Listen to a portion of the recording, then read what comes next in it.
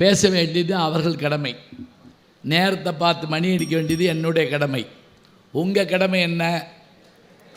கைதட்டலாம், சிரிப்பு வந்தால் சிரிக்கலாம். இல்லை நாங்கள் நைட்டு போய் சிரிச்சுக்கிறோம் அப்படி சொல்லக்கூடாது. நீங்கள் ஜோக்கு சொல்லுங்கள், 3 மணிக்கு சிரிப்பேன் நான், அப்படிலாம் சிரிக்கக்கூடாது. போர்வையை பற்றி சிரிச்சோம்னு வைங்க, பக்கத்தில் படுத்துருக்கவே பயந்து போவேன். உங்கள் குடும்பமே இப்படித்தானா அப்படின்னு கேட்பேன். இந்தியெல்லாம் போர்வைக்குள்ளே என்ன ஏதாவது தின்னுக்கிட்டு இருப்பாங்க. இப்போ லைட் எரியுது போர்வைக்குள்ளே, செல்லு. திருடனே பயப்படுறான், ஒரு வேளும் தூங்க மாட்டாங்க போட்டிருக்க அப்படின்னு. சரி, உங்கள் கடமை கைதட்டலாம், சிரிக்கலாம். வீட்டுக்கு போகணும்னு நினச்சாலும் தப்பு இல்லை. ஒரு 2 பேராக போங்க. குபீர்னு போய் எங்களை பயமுறுத்தக்கூடாது. இது எதுக்கு இப்படி கம்பியெல்லாம் வச்சுருக்கேன்னு தெரில. வெளியே போக முடியாதா? அதுக்கு இல்லை, அதை இன்னும் கூட்டம் வரணும். பின்னாடியும் சேர் போட்டிருக்காங்க நிறைய. அதாவது என்னென்னங்க, இந்த விழுப்புரத்தில் எவ்வளோ ஜனத்தொகை இருக்குது. இங்கே வர்ற போது அந்த மாநாட்டுக்கு வர்ற மாதிரி வரணும். புத்தகம் என் கூட்டத்துக்காக சொல்லுங்க, புத்தகம் வாங்க, கேட்க. அவர் பேசுகிறப்ப சொன்னார் பாருங்க, அப்படி சொல்ல. நான் சோழவந்தான்னு சொன்னேன் பாருங்க. எங்கள் ஊர்லேருந்து மதுரைக்கு போவோங்க பட்டிமன்றம் கேட்க, குன்றக்குடி அடிகளாருடைய பேச்சை கேட்க போவோம். இரவு 10 மணிக்கு வைகுண்ட ஏகாதசி சிவராத்திரி அன்னைக்கு 10 மணிக்கு ஆரம்பிக்கும் பட்டிமன்றம். நாங்கள் எங்கள் ஊர் கடைசி பஸ்ஸில் வருவோம். விடிய காலம் 4 மணிக்கு தான் முடியும். இந்த பக்கம் 4 பேர், அந்த பக்கம் 4 பேர், 8 பேர் பேசுவாங்க. பஸ்ஸில் நாங்கள் எங்கள் ஊருக்கு போவோம். 1 மாதம் அவர் எப்படி பேசினார், இவர் எப்படி பேசினார், இவர் எப்படி கேள்வி கேட்டார், இவர் எப்படி பதில் சொன்னார், இப்படி அது ரொம்ப அருமையாக இருக்கும். இதுதான் எங்களுக்கு பெரிய பழக்கம். அதுலேயும் குன்றக்குடி ஆதீனம் அவர்கள் மூத்தவர், இப்போ இருக்கவங்க அடுத்த தலைமை பீடத்தில் இருக்காங்க. பொன்னம்பல அடிகளார் இருக்காங்க. முதல்ல தவத்திரு குன்றக்குடி அடிகளார். அவர்கிட்ட பேசுகிறப்ப பயப்படுவோம். பாட்டு சொல்கிறப்ப தப்பு விட்டோம்னு வைங்களேன் அப்படிம்பார். அப்படிலாம் நிறுத்து அர்த்தம் இல்லை. அந்த பாட்டை இன்னொருக்க சொல்லுங்கள் அப்படிம்பார். அப்படின்னா என்ன அர்த்தம் தெரியுமா? பாட்டில் ஏதோ ஒரு வரியை விட்டுட்டோம்னு அர்த்தம். எங்களோட பேசிக்கிட்டு இருந்த ஒருத்தர் குனித்த உருவமும் கொவை செவ்வாயுன்னு சொல்லிட்டு இருந்தார்ல, திடீர்னு அடிகளார் மணி அடிச்சிட்டாரு. அவர் ஒரு வரியை விட்டுவிட்டார். மணி இன்னொருக்க சொல்லுங்கள் அப்படின்னாரு. அவர் கொஞ்சம் சுதாரிச்சுக்கிட்டார். தவத்திரு சுவாமி அவர்களே, இந்த பாடலை நான் சொல்வதை காட்டிலும் உங்கள் திருவாயால் கேட்க எனக்கு விருப்பம். அவர் சிரிச்சிட்டார். உட்காரியா அப்படின்ட்டார். அப்படி சமாளிக்க தெரியணும். தப்பு விட்டு வை வாங்கக்கூடாது. எனக்கு ஒரு அனுபவம். எங்கள் ஊரில் சாமி வர்றாரு. நான் அப்போ தான் பேச்சாளராக மேடைகளில் பேச வர்றேன். அப்போ வழக்காடு மன்றம்னு ஒன்று உண்டு. பட்டிமன்றம்னா 4 பேர் 6 பேர். வழக்காடு மன்றம்னா ஒத்தைக்கு ஒத்தை. ஒருத்தர் வழக்கு தொடுப்பார், மறுக்கணும். சிலப்பதிகாரத்தில் கண்ணகி மதுரையை எரித்தது குற்றம், இதுதான் வழக்கு. போன வாரம் கூட பொங்கலுக்கு இங்கே வந்திருந்தேன். மருதம் இலக்கிய பேரவைக்காக வந்து சிலப்பதிகாரம் தான் பேசினேன். நெஞ்செல்லும் சிலப்பதிகாரம்னு. சரி கேட்டோம், சிலப்பதிகாரம் பேசணும். கண்ணகி மதுரை எரித்தது குற்றம், நான் வழக்கு தொடுக்கிறேன். வழக்கு மறுக்க வேண்டிய பேராசிரியர் அவர் வரல. அடிகளார் வந்துட்டார். காலையில் நிகழ்ச்சி, ஆயிரக்கணக்கில் கூட்டம். இப்போ நான் மட்டும் உட்காந்துருக்கேன், சாமி உட்காந்துருக்காரு, அவரை காணோம். அப்போ எல்லாம் செல்ஃபோன் கிடையாது. இப்போ என்ன செய்கிறது? அடிகளார் கூப்பிட்டேன்ட்டு கேட்டார், நீங்கள் வழக்கு தொடுத்துட்டு இந்த பக்கம் அந்த பக்கம் போய் மறுக்கிறீங்களான்னு கேட்டார். என்ன சாமி அநியாயமாக இருக்குது, நான் தான் கிடச்சேனா, நான் இப்போ தான் பேச பழகிக்கிட்டு இருக்கேன், அது உள்ளூர், நாளைக்கு நான் இந்த திருவழியாக போகணும். ஒன்றும் பயப்படாதீங்க. எங்கள் அப்பா பேர் சொல்லி குருநாதன் தமிழாசிரியர் பையன்தான் நீங்கள். உடனே வீரம் வந்துருச்சு. இப்படியே உசுப்பேற்றி நம்மளை கொண்டுருவாங்கிற மாதிரி உடனே தைரியமாயிட்டேன் நான். பேசுங்க, இந்த பக்கம் வழக்கு தொடுங்க, அந்த போய் மருங்க. அதே மாதிரி இந்த பக்கம் கேள்வி கேட்பேன். மன்னவன் குற்றவாளி என்று தான் உணர்ந்த பிறகு அவன் இறந்து விட்டானே, அவன் மனைவி இறந்து விட்டாளே, அப்படி இருக்க கண்ணகி ஏன் மதுரை எரித்தாள்? பொது சொத்துக்களுக்கு ஏன் பங்க விளைவித்தாள்? கேள்வி கேட்டு அங்கிட்டு போய் ஏன் எரித்தாள் என்றால் அப்படின்னு ஆரம்பித்து வழக்காடு மன்றத்தில் டபுள் ஆக்ட் பண்ண ஒரே ஆள் நான் தாங்க. பேச்சாளன் எதுக்கும் தயாராக இருக்கணும். எதுக்கும் தயாராக இருந்தால் தான் சிறப்பாக இருக்கும். சரி, அதனால் நல்ல அருமையாக எல்லா இடத்துலையும் மக்கள் கூடிட்டாங்க. ரொம்ப பெருமையாக இருக்குது எனக்கு. உண்மையிலேயே நிகழ்ச்சி ஏற்பாடு பண்ணுற நம்முடைய நிர்வாக குழுவை சேர்ந்த அத்தனை பெருமக்களுக்கும் நாங்கள் நன்றியை சொல்லிவிட்டு, ஐயா பட்டிமன்றத்தை ஆரம்பிக்கிறோம். இவ்வளோ பெரிய கூட்டத்தை உங்கள்கிட்ட கொடுக்குறேன். உங்கள் 4 பேர்த்த நம்பி திருப்பி இதே மாதிரி என்கிட்ட கூட்டத்தை கொடுக்கணும். முடிகிறப்ப நானும் மைக் செட்டுக்காரர் மாத்திரம் உட்காந்துருக்கக்கூடாது. நீங்கள் சொல்ல முடியாது, படம் வாங்கிட்டீங்க. அவங்க பாட்டுக்கு முதல்ல கொடுத்து விட்டாங்க, நானும் எடுத்து பிரித்து கொடுத்து விட்டேன். ஆமாம், நான் எனக்கு இப்போ உங்களை பயத்தோடு பார்த்துக்கிட்டு இருக்கேன். நினைப்பீங்க என்ன முட்டாளாக இருக்கேன், சின்ன கடிதம் எழுதுனா ஈஸியாக எழுதிடலாம்ல. இல்லை, சின்ன கடிதம் எழுதுறதுனா சிந்திச்சு எழுதணும். பெரிய கடிதம்னா நல்லா இருக்கேன், மாடு எப்படி இருக்கு, கண்டு ஓட்டுச்சா, ஆனா பொண்ணா, அப்போத்தான் எப்படி இருக்கா, எல்லாம் கேட்டுப்பிடலாம். சிறிய கடிதம் அப்படி இல்லை. இதை சொன்னவர் யார் தெரியுமா? Bernard Shaw. பெர்னாட் ஷா அவர்கள் தமிழ்நாட்டினுடைய பெர்னாட் ஷான்னு யாரை சொல்லுவாங்க தெரியுங்களா? பேரறிஞர் அண்ணா. பேரறிஞர் அண்ணா அவர்களை. அப்போ இத்தகைய பெருமையோடு அவங்க அழகழகான செய்திகள் எடுத்து சொன்னாங்க. 5 நிமிஷம் 7 அது மனோன்மணியத்தெல்லாம் சொல்கிற போது அது தமிழ்தாய் வாழ்த்து அதில் எழுதப்பட்டதுன்னே பல பேருக்கு தெரியாதுங்க. அது மட்டும் இல்லை, சிவபெருமான் நீங்கள் தனியாக இருக்கப்போ என்ன பண்ணுவீங்கன்னு கேட்டால் ஒன்றும் இல்லை, திருவாசகத்திலேருந்து ஒரு ஏடு எடுத்து வச்சுருக்கேன். உலகமே அழிஞ்சு போனாலும் நள்ளிரலில் நட்டம் பயின்றாடும் நாதன் தில்லையில் கூத்தான் தென்பாண்டி நாட்டானாகிய நான். திருவாசகத்தில் ஒரு ஏடு.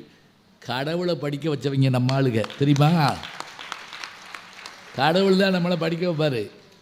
ஆனால் கடவுளை படிக்க வச்சவங்க நம்ம ஆள். அழகா அற்புதமான செய்திகளெல்லாம் வருஷப்படுத்தி சொன்னாங்க. தீரர் சத்தியமூர்த்தி அவர்கள் சொன்ன வார்த்தை, நீ புத்தகத்தை தானே தடை பண்ணுவேன், அதில் இருக்கக்கூடிய பாட்டை நான் பாடுறேன், என்ன செய்ய போகிற? விஸ்வநாதாஸ்ன்னு எங்கள் ஊரில் ஒரு நாடக நடிகர் இருந்தாருங்க மதுரையில். முருகவேஷம் போட்டு நடித்தாருன்னா அப்படி நடிப்பார். முருகவேஷம் போட்டு நடிக்கிறப்பவே மேடையில் என்ன செய்வார் தெரியுமா? வெள்ளைக்காரனை வைன்னு வைவார்,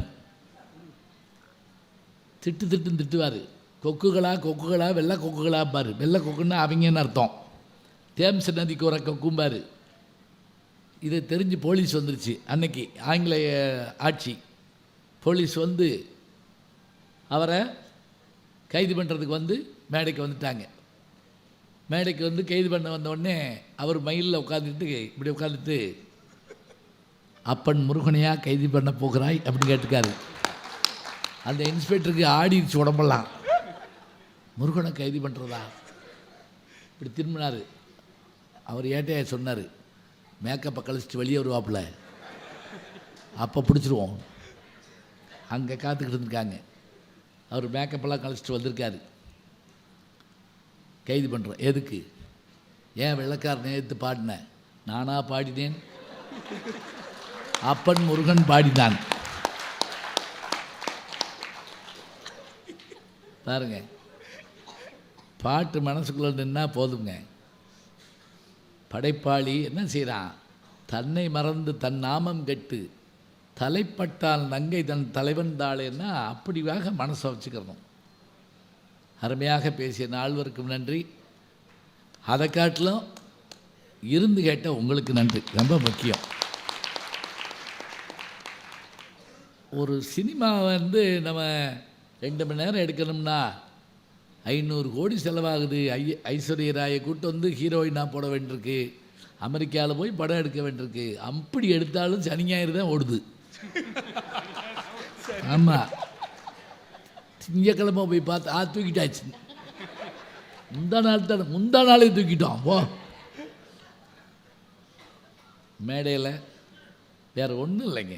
லைட் இருக்கா, மியூசிக் இருக்கா, தமாத்மால் ஒன்றும் இல்லை. 5 ஆளுங்க. அப்படி ஒன்றும் பேரழகி இல்லை. நம்ம கோச்சுக்கிறாங்கம்மா, அவளுக்கு அப்படி பகீருக்கு போட்ட மேக்கப்பெல்லாம் போச்சே.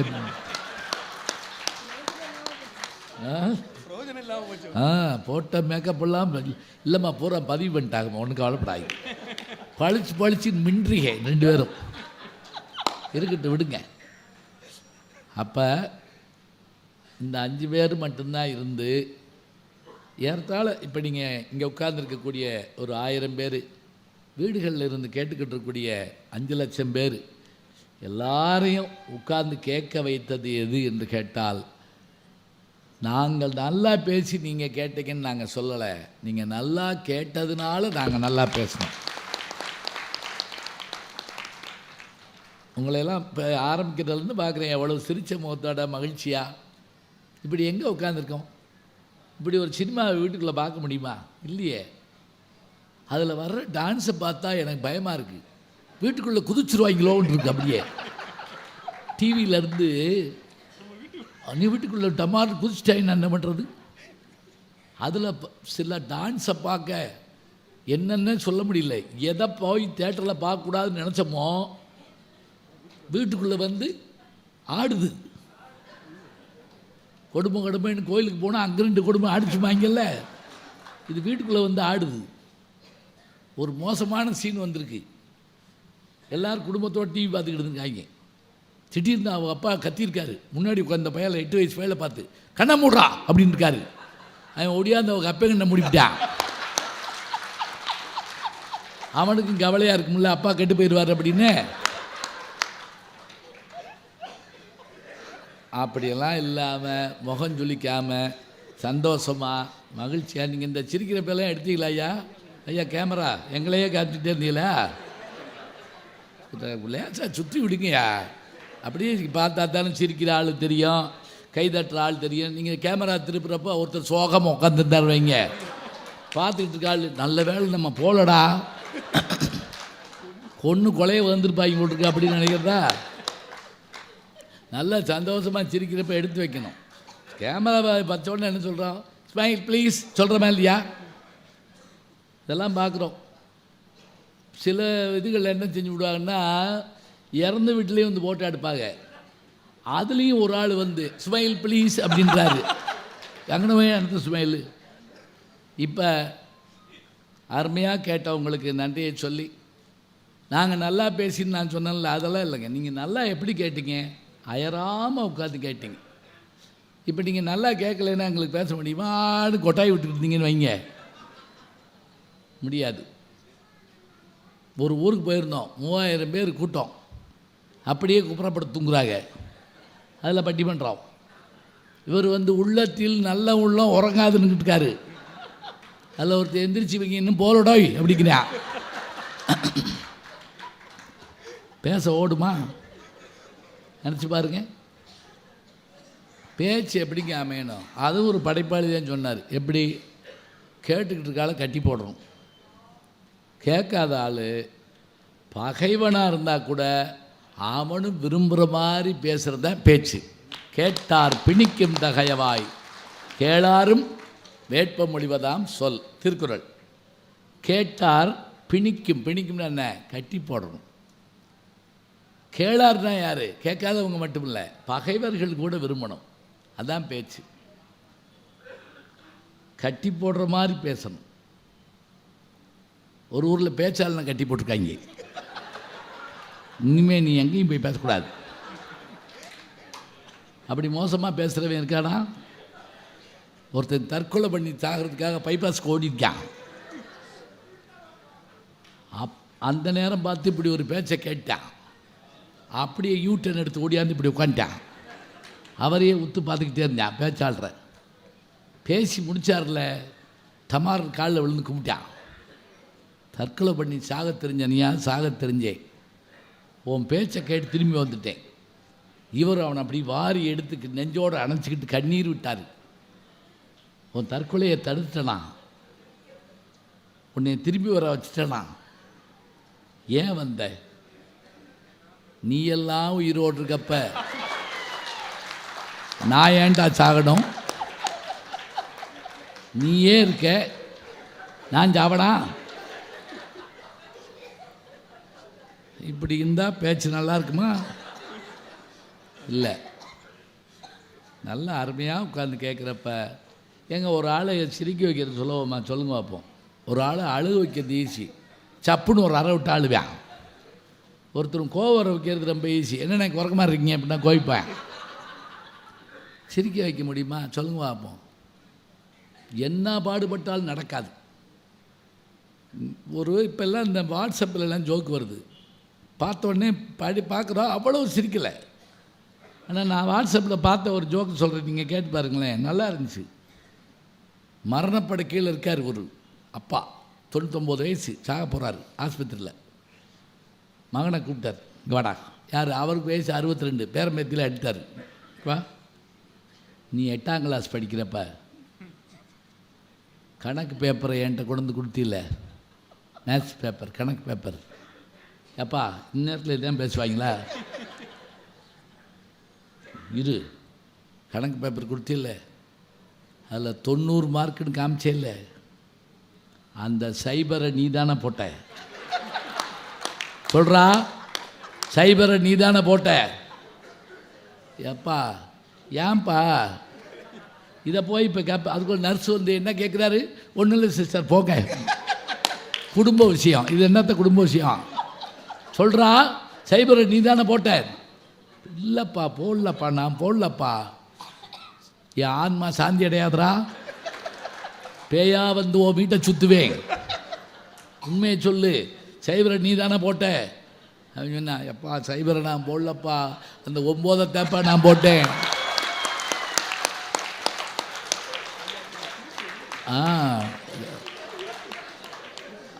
என்ன தெரியுதா? இவராவது 9 வாங்கியிருப்பார்னு நினச்சிருந்துருக்காரு. அந்த சனியை சைவர் தான் வாங்கியிருக்கு அப்போவே. அப்போ இதை நம்ம படிக்கிறது எதுக்கு? நம்ம வட்டி பண்ணுறோம்லாம் கேட்க வர்றோம்ங்கிறீங்க, சொல்லுங்க பார்ப்போம். இது நீங்கள் என்னதான் ஆடியோவில் வீடியோவில் எப்படி பார்த்தாலும் இப்படி வந்து பார்த்தா தானேங்க சந்தோஷமாக இருக்கும். அதுதானே உண்மை. சரி, நம்ம விஷயத்துக்கு வருவோம். இந்த இதில் போக சொல்லணும்ல. இப்போ தான் எப்படி இலக்கியங்கள் காலத்தை வென்று நிற்க காரணம் படிப்பாளியா படைப்பாளியா? ஒரு கிராமத்தில் நான் பேசிக்கிட்டு இருக்கப்பங்க, முன்னாடி உட்காந்த ஒரு கிளவி வெத்தலைவாக்கு இடித்து போட்டுக்கிட்டே இருந்தது. அது திடீர்னு என்கிட்ட கேட்குது, அவங்களுக்கெல்லாம் நீ மணி அடிச்சில்ல, என்னைய காமிச்சே, உனக்கு யார் மணி அடிப்பா அப்படின்னு. நல்ல சிந்தனையான கேள்வி, சிந்தனை செல்வி. ஆமாம், நான் சொன்னேன், அம்மா எனக்கு மணி அடிக்க வேணாம், நான் மனசுக்குள்ளேயே மணி அடிப்பேன், எப்போ முடிக்கணும்னு எனக்கு தெரியும், பார்த்துக்கிறேன். சரி, இப்போ இவங்க முடிக்கிறப்ப என்ன முடிச்சிய? படிப்பாளி. படிப்பாளி யார்? இப்போ படைப்பாளிக்கு பேர் இருக்குங்க. இந்த ஒரு புத்தகம், டாக்டர் அம்பேத்கருடைய புத்தகம்.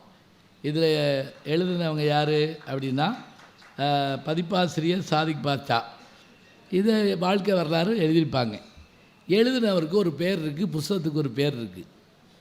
படிப்பாளி பேரே இல்லாதவங்க, பாவம், அவனுக்கு பேர் கிடையாது, அவன் யாருன்னே தெரியாது.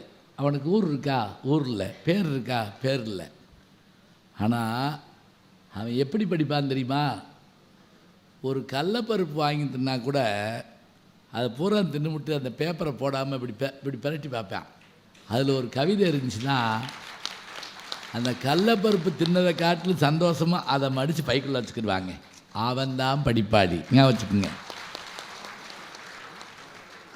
அவனால தான் அது நிற்கிது. அவன் கடலப்பருப்பையும் காசு கொடுத்து தான் வாங்கினான்.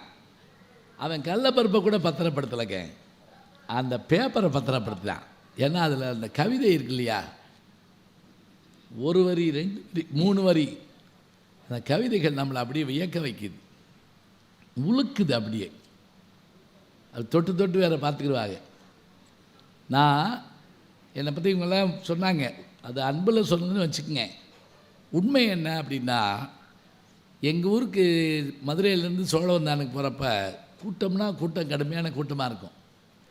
அந்த கூட்டத்துலேயும் நான் என்ன பண்ணுவேன் தெரியுமா, பஸ்ஸில் ஏறி உட்கார இடம் கிடைக்காது, நின்றுக்கிட்டு இந்த கம்பி அப்படி கையில் பிடிச்சிக்கிட்டு சின்ன 0 வாட் பல்ப் மாதிரி தான் பஸ்ஸுக்குள்ளே இருக்கும். அதில் இந்த பக்கம் தள்ளும், அந்த பக்கம் தள்ளுவாங்க, அந்த பக்கம் கூட்டமாக இருக்கும், 1.5 மணி நேரம் பயணப்படணும்.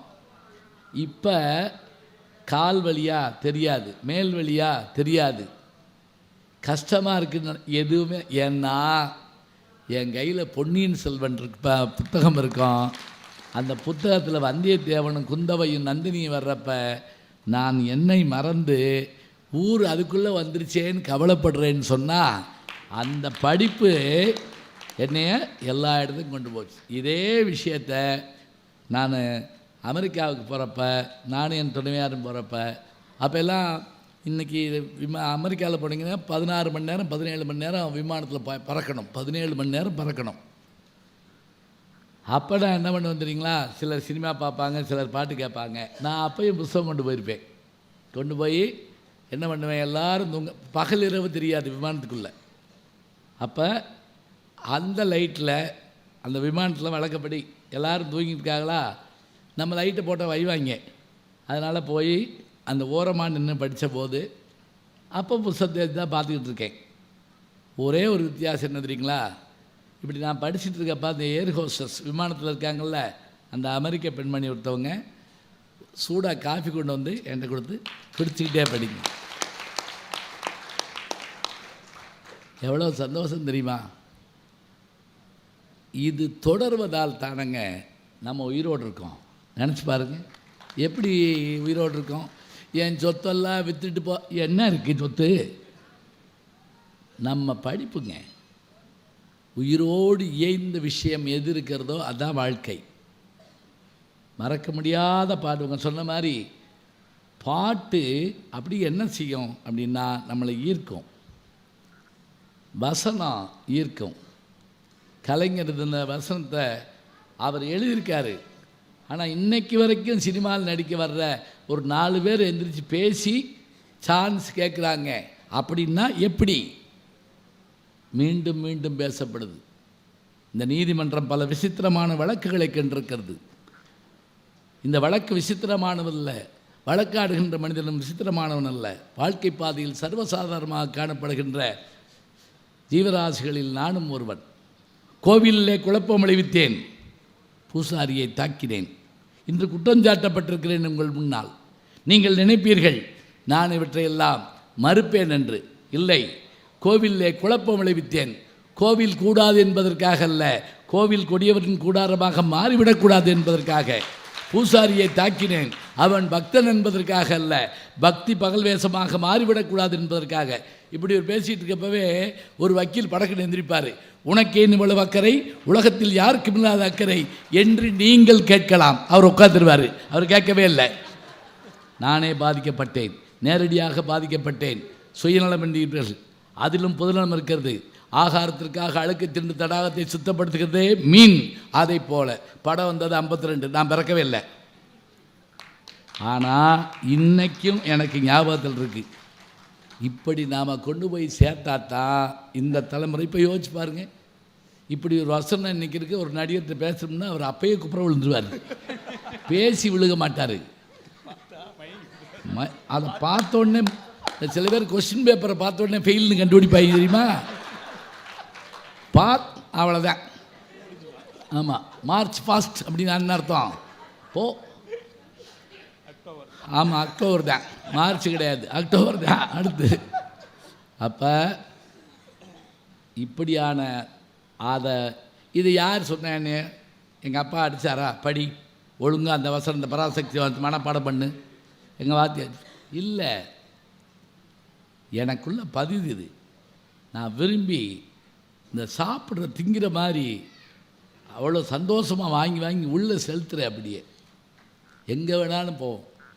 நான் ஸ்கூலில் படிக்கிறப்ப வாரத்தில் ஒரு நாள் வியாழக்கிழமை மத்தியானத்துக்கு மேலே நூலகத்தை முக்கியமாக எல்லாருக்குமாக திறந்து விட்டு வரிசையில் நின்று போய் புத்தகம் எடுக்க போவோம். அந்த நாள் இன்றைக்கி மறக்க முடியாத நாள். எனக்கு முன்னாடி போனவன் அம்புலிமாமா எடுத்தானே எனக்கு உயிரே போயிடும். அதில் தான் எல்லா கதையும் இருக்குது. விக்ரமாதித்தன் கதை இருக்குது, பரோபகாரி பழனி கதை இருக்குது, அந்த கதை இருக்குது, இந்த கதை இருக்குது, எல்லாம் இருக்குது. அதை படிக்கிறதுக்கு அவ்வளோ சந்தோஷம். நூலகங்களுக்கு போகிறப்ப ஏற்படுற மகிழ்ச்சி. எந்த நாட்டுக்கு போனாலும் நூலகம் போகாமல் வரமாட்டாங்க. அமெரிக்காவில் வாஷிங்டனில் இருக்கக்கூடிய நூலகம் இருக்குல்ல, 2 நாள் ஆகும் சுற்றி பார்க்க. போய் என்ன பண்ண வந்துடுறீங்களா, நான் தங்கியிருக்க வீட்டில் என்னை கூப்பிட்டு போய் விட்டுருவாங்க. சாயங்காலம் வரப்போ கூப்பிட்டு வருவாங்க. பனி கொட்டும். அது என் கூட வந்தவர் ரொம்ப நகைச்சுவையாளர். நானும் அவரும் திரும்பி வர்றோம். 8 மணி இருக்குது ராத்திரி. பனியில் அப்படியே எல்லா காரும் மூடி இருக்கு. எங்கன்னா கார் நிற்கிதுன்னு கூட தெரியல. நான் சொல்கிறது ஒரு 15 வருஷத்துக்கு முதல்ல. அப்போ அவர் என்ன பண்ணார் தெரியுமா, ஒரு கையில் ஒரு இது மாதிரி வச்சுருந்தார், தகரம் மாதிரி. என்கிட்டையும் கொடுத்தாரு, அவர் எடுத்துக்கிட்டார். பனியை பூரா தள்ளுங்க, அப்போ தான் நம்ம இது பண்ண முடியும்னு சொல்லி நான் அவர் சேர்ந்து ஒரு கார் பனியை பூரா தள்ளிட்டு அவர் அந்த கையில் இருக்குல்ல ரிமோட்டு, அதை அப்படி அமுக்கினார். காரை ஸ்டார்ட் பண்ணது. கீங்கின்னு அங்கிட்டு ஒரு கார் கத்துது. புரியுதா? யாரு காரையோ நாங்கள் பூரா சுத்தம் பண்ணிட்டு இருக்கோம். சிரிப்பு தாங்க முடியல 2 பேர்த்துக்கும். இப்போ போனேன் அவர்கிட்ட, இந்த வருஷம் போயிருந்தேன் அமெரிக்காவுக்கு. இப்போ என்ன பண்ணுறீங்க, முழு காரத்தான் துடைக்கிறீங்களான்னு. நோ, நம்பரை பத்திரம் க்ளீன் பண்ணுவேன். நம்ம நம்பரான்னு பார்ப்பேன். முழு கார் இல்லை, அப்பவும் க்ளீன் பண்ணிட்டு தான் இருக்காரு. என்னங்க, 1 கார் 2 கார் தான் ஞாபகத்துக்கு இருக்கும். அங்கெல்லாம் பார்த்திங்கன்னா கால் இல்லாமல் கூட வாழ்ந்துடலாம், கார் இல்லாமல் வாழ முடியாது. அவ்வளவு கார்கள் இருக்கும் எல்லாத்தையும். அப்போ காலையில் போய் எமர்சன் நூலகம்னு ஒன்று இருக்குதுங்க. அந்த அதிலே ஒரு பகுதி. அவர் யாருன்னா அமெரிக்க ஜனாதிபதிகளில் ஒருத்தர். ஏன் அந்த பேர் வச்சுருக்காங்க தெரியுங்களா? அவர் வீட்டில் இருந்த புத்தகத்தை பூரா கொண்டு வந்து ஒரு நூலகத்துக்கு கொடுத்துட்டாரு. அது ஒரு நூலகமாக இருக்குது. இப்போ இந்த போன மாதம் நவம்பரில் ஆஸ்திரேலியா போயிருந்தேன். விக்டோரியா நூலகத்துக்கு போனேன். அங்கே போனோடனே தமிழ் பிரிவு இருக்கான்னு கேட்டு எங்களுக்கு காமிச்சாங்க. தமிழ் பிரிவில் நம்ம தமிழ் புத்தகத்தை பார்த்தேன். ஆஸ்திரேலியாவில், லண்டனில் தமிழ் புத்தகத்தை போய் தேடி எடுத்தேன். அமெரிக்காவில் போய் நான் அங்கே போய் நம்ம கேட்போம்ல, துபாய் கூலி கிளாஸ் வாங்கிட்டு வந்தியா, செண்டு வாங்கிட்டு வந்தியா, அதாவது அது வேணும். இது என்கிட்ட வேறு ஒன்றும் கேட்க மாட்டாங்க. இதுதான் என் நண்பர் பத்மஸ்ரீ கமலஹாசன் அவர்களுக்கு நான் வர்றப்போ என்ன வாங்கிட்டு வருவேன், நான் 2 புத்தகம் வாங்கிட்டு வருவேன். எனக்கு ஒன்று, அவருக்கு ஒன்று. அவர் எப்போ போனாலும் 2 புத்தகம் வாங்கிட்டு வருவார். அவருக்கு ஒன்று, எனக்கு ஒன்று.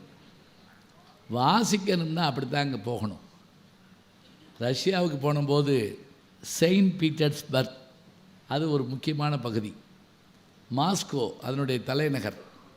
அங்கே லெனின்கிராடு, லெனினுடைய உடம்பு வச்சுருக்குறாங்க அங்கே இன்றைக்கும். அங்கே அந்த நூலகத்தெல்லாம் பார்க்குறப்ப அந்த பகுதிக்குள்ளே போன உடனே எல்லாமே எனக்கு பார்த்த மாதிரி ஞாபகம் இருந்தது. ஏன் தெரியுமா? பூர்வ ஜென்ம ஞாபகம்லாம் வரல, நெஞ்சம் மறப்பதில்லைலாம் கிடையாது. என்னென்னா, ரஷ்ய கதைகள் நான் நிறைய மொழிபெயர்ப்பு படிப்பேன். லியோ டால்ஸ்டாயும் அதே போல் ரஷ்ய அறிஞர்களும் ஆண்டன் செக்காவ் போன்றவர்களையும் இந்த நூல்கள்லாம் படித்து தெரு வாரியாக எனக்கு தெரியும். நான் கேட்டேன், இந்த முக்கு திரும்பினா ஒரு ஹோட்டல் இருக்கும்ல, இருக்குது. ஏன்னா நான் படித்த கதையெல்லாம் அது வருது.